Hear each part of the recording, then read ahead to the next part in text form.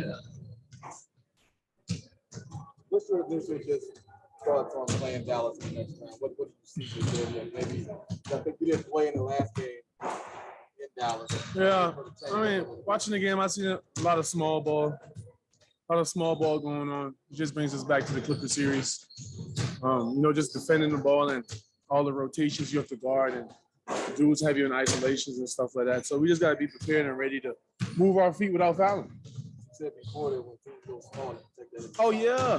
I love it. At the end of the day, I guess it's a new era in the league, where 6'7" dudes are 5s now. So, they try to cancel out the traditional big man role, but at the end of the day, if it ain't broke, don't fix it. And our stuff over here ain't broke.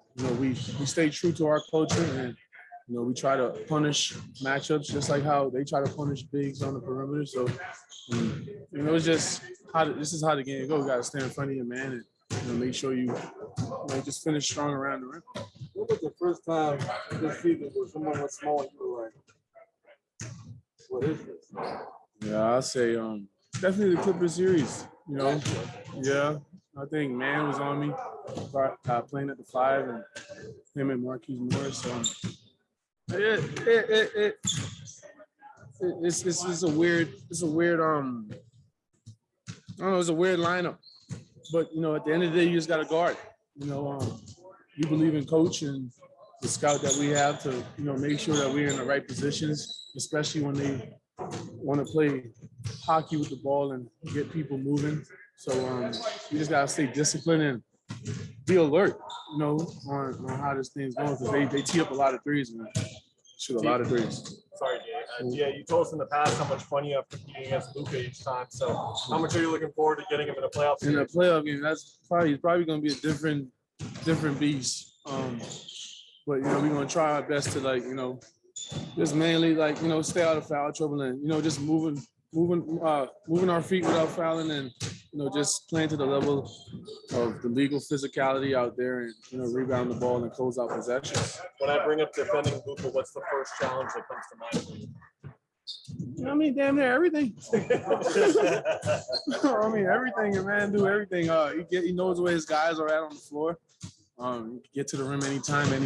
Everybody knows his step back 3. He's a playmaker, man, and a scorer. So we have our hands full. So we're gonna really have to be a team effort, with him. So that's mainly what pops up in my head. Just mainly defend him as a team, and just making sure we don't let him get too hot out there. A few weeks ago, Mikel was describing the chemistry that you and him have on defense now. Can you describe just how you guys sort of know what each other is going to do in those situations? Yeah, it's almost like muscle memory. We really don't say much, and we usually talk before what we're going to do before we get into the game and before we get too intense, because when it gets so intense, we can't hear each other.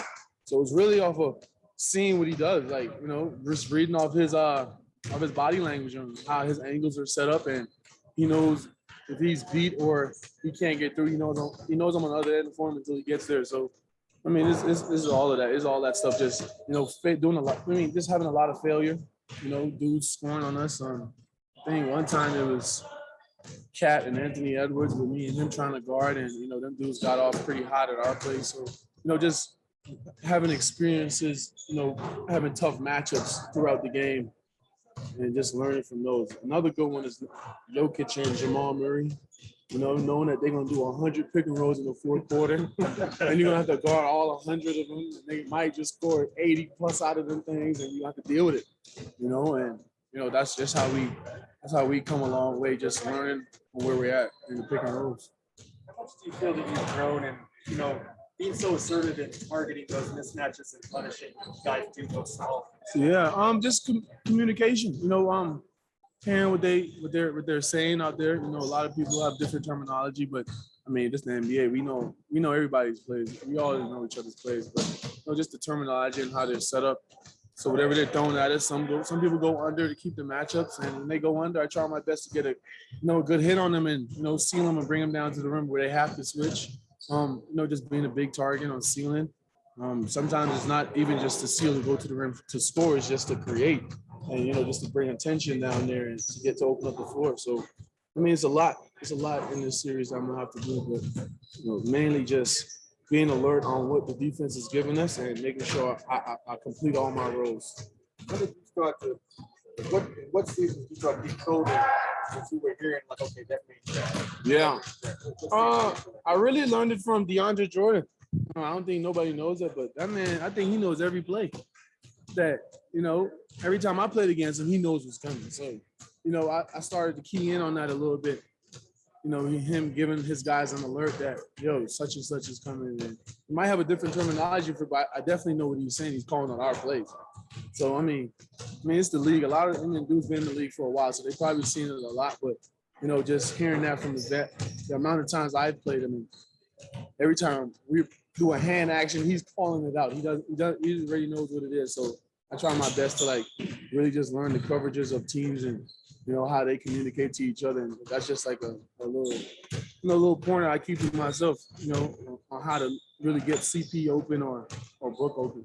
Is that your second season, you think? Yeah, that's playoffs. All playoffs, and playoffs because it's so loud, but and your opponent is really yelling at his teammates saying, "Bro, red or blue or ice or down." I'm like, yeah, okay, I got it now.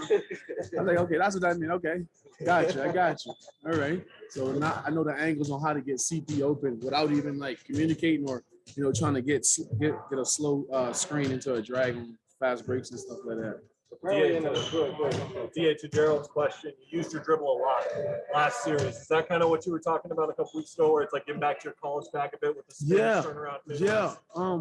Man, the floor is completely. I don't know. This year, everything's a green light for me.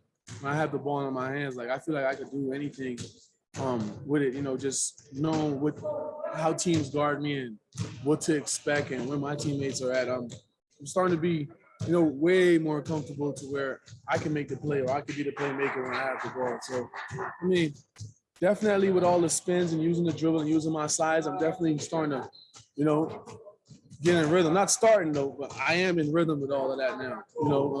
To where I know where my strengths are at completely. You get your hand on one of those Jay Crowder shirts? Nah, I didn't. I think it was only two of them for booking. No. I don't think the team did it. Them two were the right folks to wear that thing. Craziest dudes on the team, man.